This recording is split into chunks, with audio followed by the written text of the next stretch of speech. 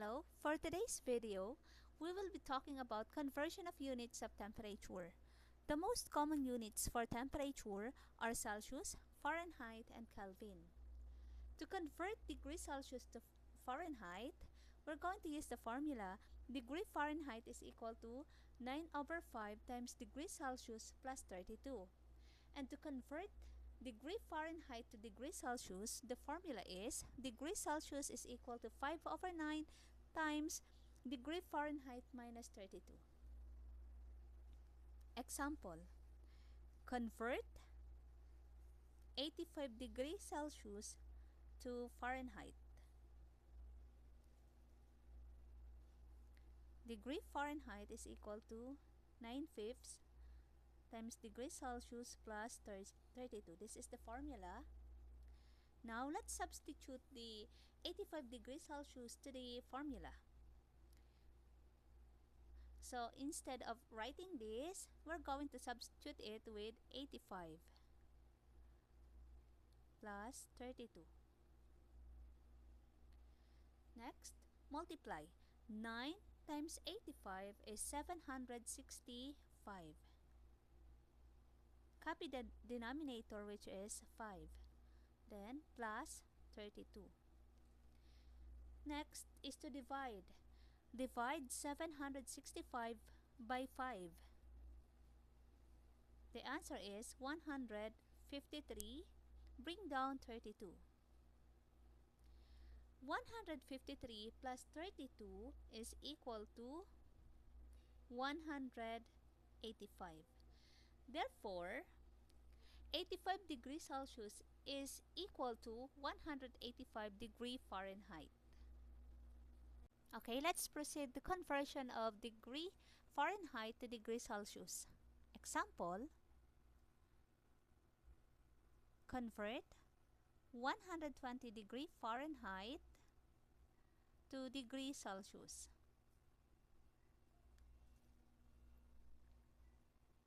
To convert it, we're going to use the formula degree Celsius is equal to 5/9 times degree Fahrenheit minus 32. Let's substitute the given to the formula 5/9. So instead of writing degree Fahrenheit, we're going to substitute it with 120. So 120 minus 32. Bring down 5/9. 120 minus 32 is equal to 88. Then, 88 times 5 is 440. Copy the denominator, which is 9. Next, we're going to divide. 440 divided by 9 is 48.89. So therefore, 120 degree Fahrenheit is equal to 48.89 degrees Celsius. How about degree Celsius to Kelvin? To convert degree Celsius to Kelvin, the formula is Kelvin is equal to degree Celsius plus 273.15. Example, convert 37 degrees Celsius to Kelvin. Kelvin is equal to degree Celsius plus 273.15. Okay, let's substitute. Instead of writing this, substitute it with 37. 37 plus 273.15. 37 plus 273.15 is equal to 310.15. So, meaning to say, 37 degrees Celsius is equal to 310.15 Kelvin. How about degree Fahrenheit to Kelvin? There is no direct conversion of degree Fahrenheit to Kelvin. So the first thing that you need to do is to convert degree Fahrenheit to degree Celsius. Example, convert 212 degree Fahrenheit to Kelvin. To convert it, you need to convert 212 degree Fahrenheit to degree Celsius. The formula is degree Celsius is equal to 5/9 times degree Fahrenheit minus 32. So let's substitute the given. 5/9. Instead of writing degree Fahrenheit, substitute it with 212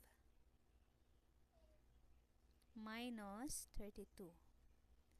Bring down 5/9. 212 minus 32 is 180. Let's multiply. 180 times 5 is equal to 900.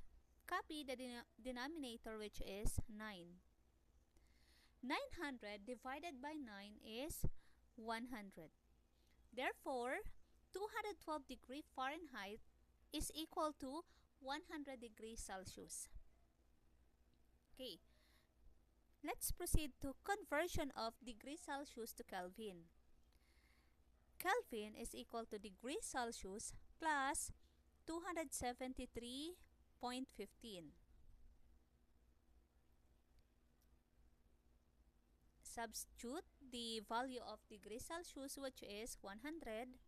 100 plus 273.15 is equal to 373.15. Therefore, 212 degree Fahrenheit is equal to 373.15 Kelvin. Please don't forget to like and subscribe. Thank you.